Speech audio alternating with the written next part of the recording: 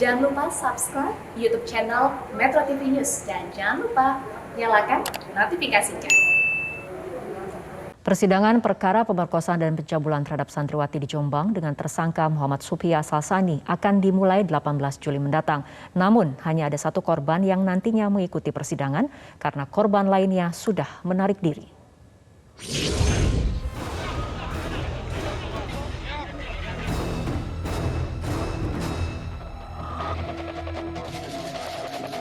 Sejumlah korban pencabulan di Jombang, Jawa Timur dengan tersangka M. Suphi Asal Sani atau Mas Beki menarik diri. Kepala Kejaksaan Tinggi Jawa Timur, Mia Amiati menyatakan berdasarkan hasil pemberkasan penyidik, hanya ada satu orang yang bisa dijadikan saksi korban dan nantinya akan mengikuti persidangan di Pengadilan Negeri Surabaya. Mia menjelaskan korban-korban Beki yang sebelumnya melapor ke polisi sudah menarik diri.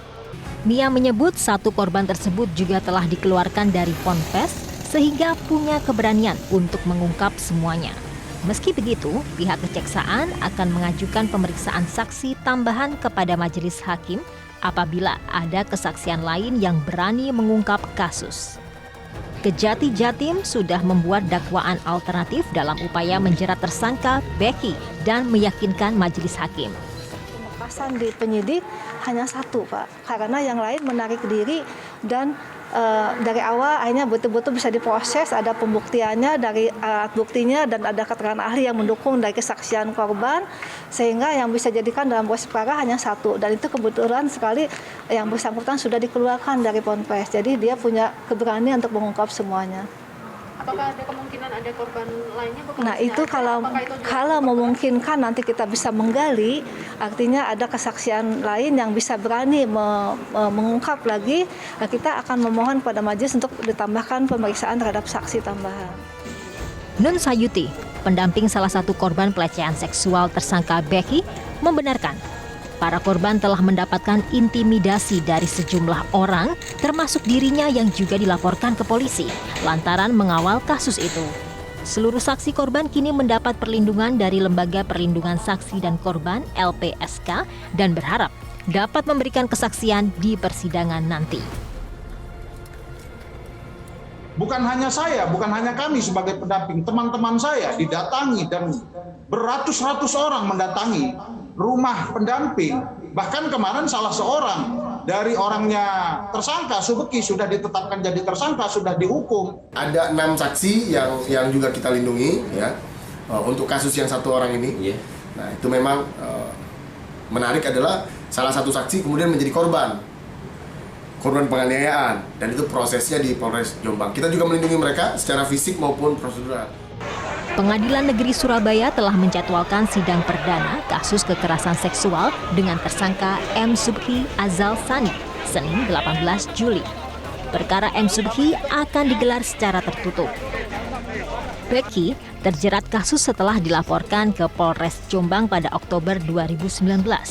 Polda Jawa Timur mengambil alih kasus dan menetapkannya tersangka. Hingga Kejaksaan Tinggi Jawa Timur menyatakan berkas kasus lengkap atau P21 dan tersangka Beki dilakukan penahanan. Dari Surabaya, Jawa Timur, Mahmud Fauzi, Metro TV.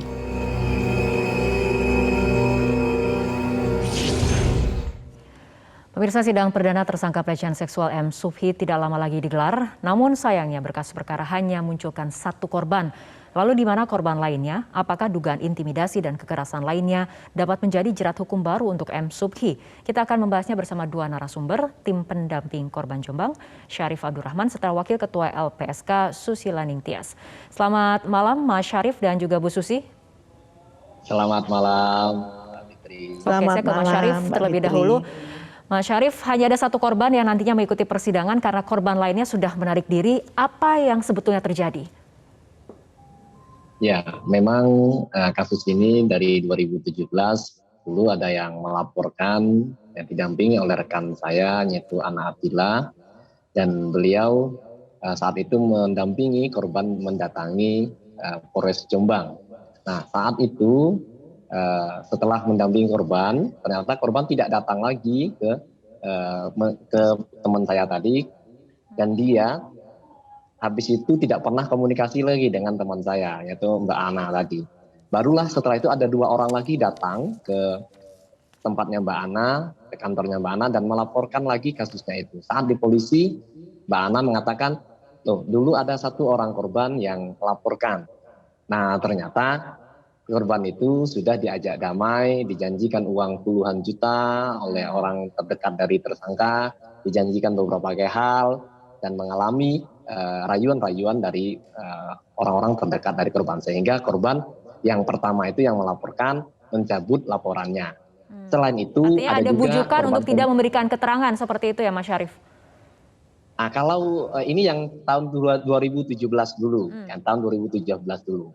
Nah, akhirnya ada lagi yang melaporkan. Nah, ini yang kita dampingi, ini adalah 1 orang ini yang kita dampingi adalah orang yang memang korban yang bertahan sampai saat ini, dan ini ya kasus yang sampai menjadi tersangka.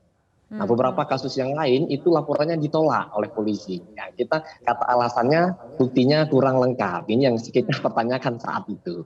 Tetapi memang yang menjadi kasus ini tersangka, yang sampai ke tersangka, yang kita dampingi dari 2019 ini sampai sekarang, itu adalah memang 1 korban itu kita fokus pada 1 korban, dan korban yang lain kita fokuskan menjadi saksi.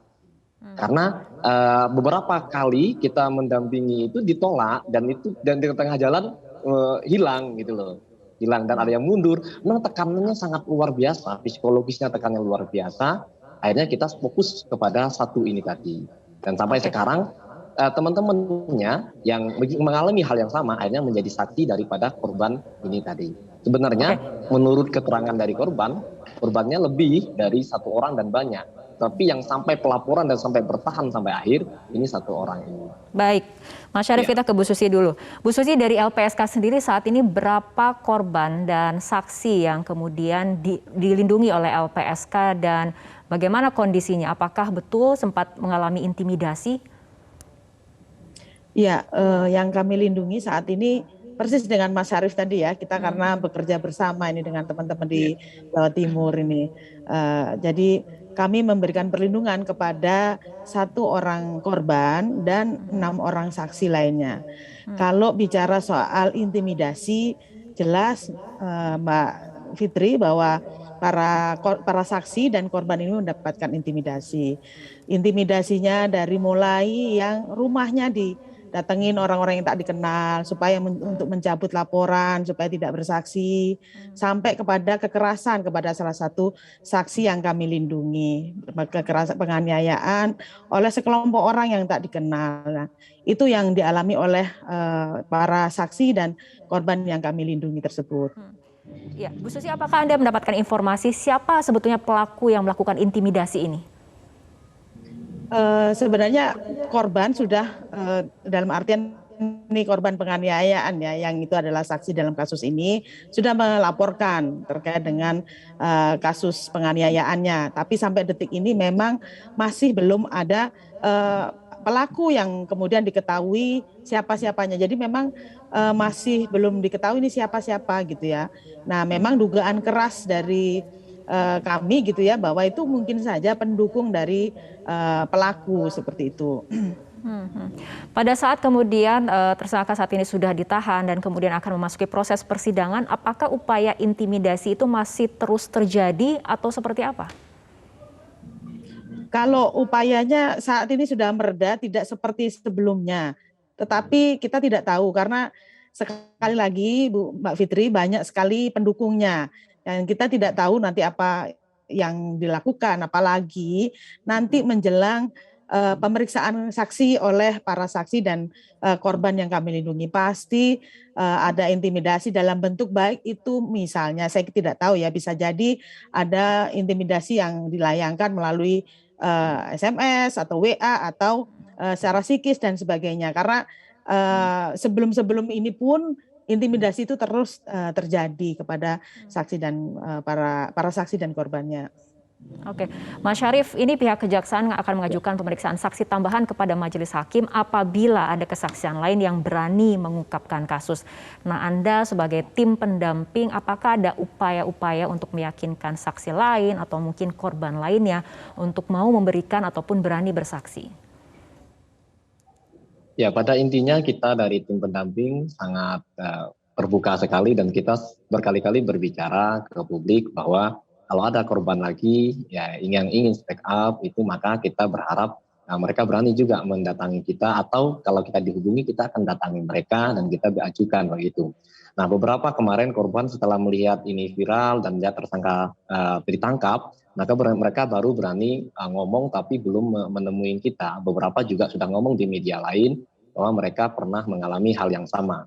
Nah, tetapi kita berharap mereka juga terstruktur dalam arti kita tidak bisa hanya bicara daripada media ke media, kita bicara dari satu tempat ke tempat yang lain. Kalau kita tidak terstruktur secara rapi, maka kita hanya akan menjadi bualan atau kita hanya akan menjadi omongan kita, omongan dari korban itu hanya akan menjadi angin lewat. Karena ini kasusnya sulit sekali dan banyak orang-orang yang terlibat di dalam hal ini, baik dari tersangka, keluarganya tersangka, dari orang terdekat tersangka maupun dari pendukung-pendukung dan orang-orang pejabat publik juga banyak yang terlibat di sini. Sehingga kalau ada korban yang ingin kita dampingi atau yang ingin bersuara bersaksi juga harus terstruktur secara rapi, itu yang kita sampaikan. Namun saat ini korban yang kita dampingi juga mengalami doxing dan juga mengalami pembunuhan karakter di media sosial. Kita melihat di beberapa komentar mereka itu secara lugas, secara terus terang menyerang fisik daripada korban, menyerang dari keluarga korban, menyerang dari hal-hal yang menurut saya tidak pantas lagi disebutkan.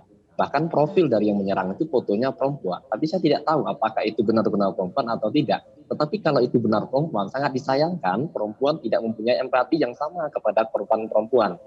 Jadi mereka menyerang di media sosial secara membabi buta, dan ketika ada yang membahas tentang ini, baik di media mainstream ataupun media online, mereka akan komentar di sana dari pendukung-pendukung tersangka ini. Dan terakhir, kemarin teman pendamping saya itu juga sampai diintimidasi, didatangi rumahnya, dibenturkan kepalanya, dan itu perempuan, karena memang tim aliansi ini mayoritas perempuan. Itu sampai kepalanya pusing berkali-kali, dan ini yang membentukkan kepalanya ke tembok itu sudah mendapatkan hukuman kalau nggak salah kemarin 5 bulan atau 6 bulan. Itu adalah orang terdekat daripada tersangka. Baik, kita harapkan ada perlindungan yang maksimal dan juga optimal, terutama untuk korban dan juga saksi agar kemudian dapat berani bersaksi di persidangan nanti. Baik, terima kasih Mas Syarif dan juga Bu Susi telah berbincang bersama kami malam hari ini.